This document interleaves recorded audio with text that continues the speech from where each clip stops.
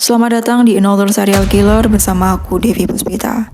Di video kali ini kita akan membahas cerita seorang nenek pembunuh berantai yang tega membunuh 11 anggota keluarganya sendiri dengan cara sadis. Bagaimana kronologinya dan apa yang menyebabkan Dos ini tega membunuh anggota keluarganya sendiri sebanyak itu? Tonton videonya sampai akhir bersama aku, Devi Puspita. Seperti pembunuh berantai yang lain yang memiliki kisah masa lalu kelam, begitu juga terjadi pada Dos. Sebelum kita bahas kronologinya, kita bahas dulu masa lalu Nani Dos. Nani Dos merupakan seorang perempuan yang lahir dari pasangan suami istri petani di Blue Mountain, Alabama di tahun 1905. Dengan 5 bersaudara. Semenjak kecil, Dos tidak pernah mengenal sekolah karena dia diminta oleh orang tuanya berfokus membantu mengerjakan pertanian milik kedua orang tuanya. Ayah Dos merupakan seorang ayah yang kasar dan bukan hanya itu, ayahnya ini melarang putri-putrinya untuk berdandan atau menggunakan dress bagaimana remaja putri di usianya. Bagaimana dengan ibunya? Melihat suaminya seperti itu bukannya malah mengingatkan atau memberikan support kepada putri-putrinya. Ibunya ini berpura-pura menutup mata. Bahkan pernah ketika remaja, Dos mendapatkan pelecehan seksual dan ketika dia mengadu kepada ayahnya, bukannya pembelaan yang dia dapatkan, tapi malah dia dianggap berbohong oleh ayahnya sendiri. Begitu juga dengan ibunya yang memilih untuk diam saja. Dan bukan hanya itu, kesulitan hidup yang dialami Dos, dia pernah mengalami kecelakaan kereta yang membuat dia mengalami cedera kepala. Dan saat itu juga kehidupan Dos menjadi berubah. Dia seringkali merasakan pusing, kemudian dia sering pingsan. Dia juga mengalami depresi. Dos memiliki hobi membaca kisah-kisah romantis. Dia bilang itu adalah caranya untuk mengalihkan perasaan kesepian yang dia rasakan. Dan bukan hanya itu, seperti gadis pada umumnya, Dos memiliki impian memiliki kisah hidup bahagia bersama dengan suami dan keluarganya, sebagaimana kisah romantis yang dia baca. Hingga singkat cerita, Dos menikah di usia 16 tahun bersama dengan seorang laki-laki bernama Charlie Braggs. Dia memutuskan menikah dengan Charlie setelah 4 bulan kenal dengan Charlie. Dari pernikahan itu, dari tahun 1921 sampai 1927, mereka dikaruniai 4 orang anak, dan 4 orang anak ini perempuan semuanya. Namun sayang sekali, ternyata laki-laki yang Dos pilih ini tidak sesuai harapannya.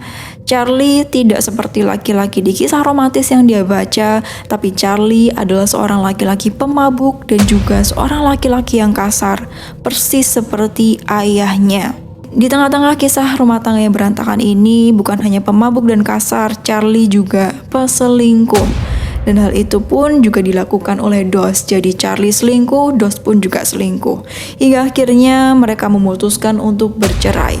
Tambahan informasi teman-teman, setelah menikah dengan Charlie, Dos tidak lagi tinggal bersama orang tuanya, tapi dia tinggal bersama Charlie dan juga ibu mertuanya atau ibunya Charlie dan anak-anaknya. Setelah bercerai, Charlie yang memutuskan untuk pergi dari rumah mereka dan dia mengajak kedua putrinya, putri yang pertama dan juga kedua, dan meninggalkan Dos tinggal bersama dengan ibunya dan juga putri ketiga dan keempatnya.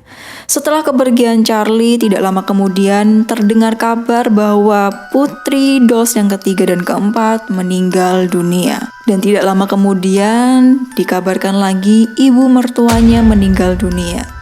Ketika hal ini terjadi, tidak ada yang curiga sama sekali terhadap penyebab kematian putri dari Dos dan juga ibu mertuanya. Itu terjadi, Dos tampak sedih dan juga tampak merasa kehilangan. Namun setelah itu, ternyata Dos mendapatkan keuntungan.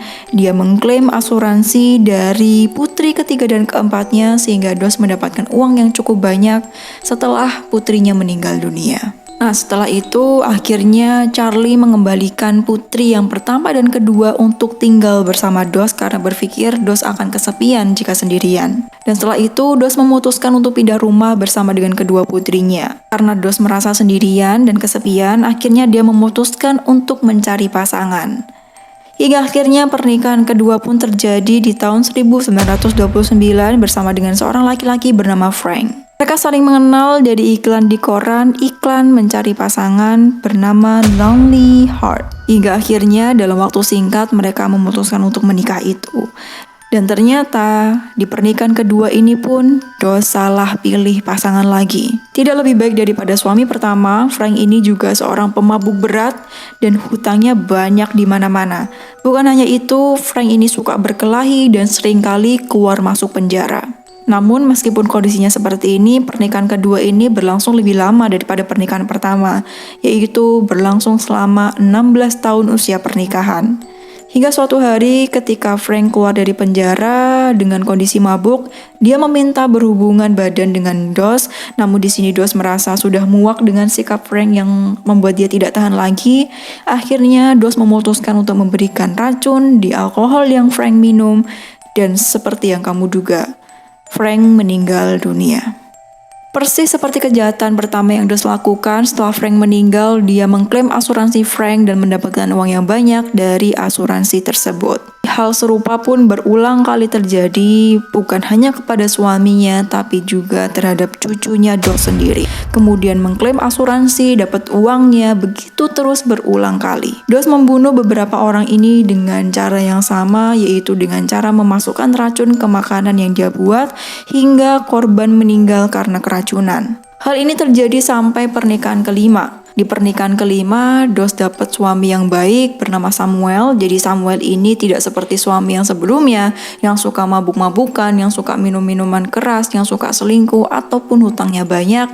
Tapi Samuel ini adalah sosok religius yang sering kali datang ke gereja. Namun suatu hari, Dos merasa tersinggung dengan ucapan Samuel, di mana ketika saat itu Dos sedang membaca majalah romantis dan nonton TV. Samuel mencoba mengingatkan Dos untuk tidak sering membaca majalah ataupun televisi, meminta Dos untuk melakukan suatu hal yang lebih produktif. Di sini Dos merasa tersinggung hingga kemudian dia berencana untuk membunuh suaminya karena merasa Samuel ini membosankan. Dia bilang seperti itu. Hingga hal ini pun beneran dilakukan oleh Dos. Dia meracuni Samuel hingga kemudian Samuel dilarikan ke rumah sakit. Samuel dirawat selama 2 minggu dan selamat. Hingga tiba waktunya Samuel pulang ke rumah. Di sini Dos mempersiapkan pesta penyambutan kedatangan Samuel setelah dari rumah sakit. Tidak ada kecurigaan sama sekali dari Samuel. Di situ Dos menyiapkan beberapa makanan enak yang disiapkan untuk Samuel dan dia pun juga melayani Samuel di sana. Tapi ternyata baru Samuel makan sedikit, di dalam makanan itu ternyata sudah diracuni oleh Dos dan membuat Samuel tergeletak saat itu juga. Samuel langsung dilarikan ke rumah sakit dan hal ini membuat pihak rumah sakit terheran-heran. Karena ketika Samuel dipulangkan, kondisinya sudah baik dan beneran dipastikan dicek semua sudah aman. Tapi kenapa kok balik ke rumah sakit dengan kondisi yang seperti ini? Hingga kemudian rumah sakit meminta untuk dilakukan otopsi terhadap jenazah Samuel. Dan yang lebih kaget lagi, hasil otopsi menunjukkan bahwa ternyata di dalam tubuh Samuel terdapat arsenik yang banyak sekali. Bahkan pihak rumah sakit bilang kandungan arsenik yang ada dalam tubuh Samuel ini setara bisa membunuh 40 kuda sekaligus. Coba bayangkan sesadis itu. Hingga akhirnya polisi langsung mengambil tindakan dan menangkap Dos sebagai tersangka. Karena tidak ada orang lain yang menyiapkan makanan buat Samuel selain dirinya. Ketika dibawa ke kantor polisi, bukannya menunjukkan penyesalan ataupun merasa bersalah yang dirasakan, tapi Dos ini terlihat santai, bahkan dia tertawa seperti tidak terjadi apa-apa. Dan ketika interogasi, Dos sempat tidak mau menjawab beberapa pertanyaan yang diajukan oleh kepolisian. Namun di sini polisi tidak kehilangan taktik. Polisi tahu kalau Dos ini suka baca cerita romantis. Kemudian polisi menawarkan, kalau kamu masuk penjara nanti kami kasih bacaan-bacaan romantis sebanyak apapun yang kamu mau. Hingga akhirnya dengan cara itu Dos mau buka suara. Dan dari situ terungkaplah pembunuhan berantai yang Dos lakukan terhadap keluarganya sendiri. Hanya untuk mendapatkan asuransi atau hanya karena sekadar dia merasa terganggu dengan orang tersebut. Dari kejahatan yang Dos lakukan, dia tidak mendapatkan hukuman mati karena dia perempuan. Dan akhirnya Dos divonis hukuman seumur hidup. Namun belum selesai masa hukumannya, Dos meninggal dunia karena leukemia di tanggal 2 Juli tahun 1965. Jadi seperti itu teman-teman kisahnya. Secara normal kalau kita dapat makanan dari nenek, kita seneng ya karena masakan nenek itu masakan yang legend dan tidak tergantikan. Tapi berbahaya sekali jika neneknya seperti Nani Dos ini. Karena ketika makan masakannya, itu auto meninggal dunia. Jadi hati-hati. Dan satu lagi, ketika diwawancara sama polisi, dia hanya bilang, "Aku hanya mencari suami yang sempurna." Bahkan dia pun juga menyalahkan beberapa kisah romantis yang dia baca karena menurutnya kisah romantis di cerita itu tidak ada di kehidupan nyata. Gimana menurut kamu teman-teman? Pola pengasuhan orang tua itu sangat berpengaruh sekali terhadap perkembangan seseorang yang bisa berpotensi besar menentukan masa depannya. Meskipun itu bukan satu-satunya penentu masa depan. Jadi dari sudut pandang kita menjadi calon orang tua atau orang tua, kita asuh anak kita dengan kasih sayang, dengan perhatian, dengan cara yang baik tanpa adanya kekerasan baik secara fisik, perkataan, atau dari segi kekerasan emosional. Karena kita tahu dampaknya sangat buruk sekali terhadap kebahagiaan anak itu yang sangat mempengaruhi karakternya seperti apa. Lalu dari sudut pandang kita sebagai anak, jika teman-teman merasa punya orang tua yang kurang baik terhadap kalian, salah satu cara terbaik untuk mengatasinya adalah dengan cara menyembuhkan luka dan memilih untuk hidup bahagia. Lalu yang ketiga, buat kamu yang suka baca kisah romantis, kita tetap harus memberikan batasan kepada diri kita bahwa apa yang kamu baca itu hanyalah cerita buatan manusia. Sedangkan kehidupan nyata yang kamu alami adalah kehidupan nyata yang harus kamu jalani. Dan kadangkala berbeda tidak sebagaimana ekspektasi yang kamu lihat dari kisah romantis yang kamu baca ataupun drama yang kamu lihat dengan kisah romantis yang ada di dalamnya. Karena jika kita berekspektasi seperti itu, batasan yang kita taruh akan membuat kita sadar bahwa tidak ada pasangan yang sempurna. Setiap orang pasti punya kelebihan ataupun kekurangan. Dan ketika kamu memilih pasangan, berarti kamu sudah memilih kelebihan dan kekurangan itu.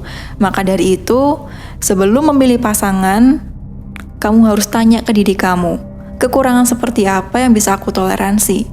Jika kekurangannya adalah pemabuk, kemudian peselingkuh, seperti mantan suami dos, lebih baik jangan. Oke teman-teman, jadi cukup cerita serial killer di video kali ini. Sampai jumpa di another story dan another serial killer bersama aku Devi Puspita dan pembelajarannya. Wassalamualaikum warahmatullahi wabarakatuh. Jaga diri kamu dan semoga Allah selalu melindungi kita dalam kondisi apapun.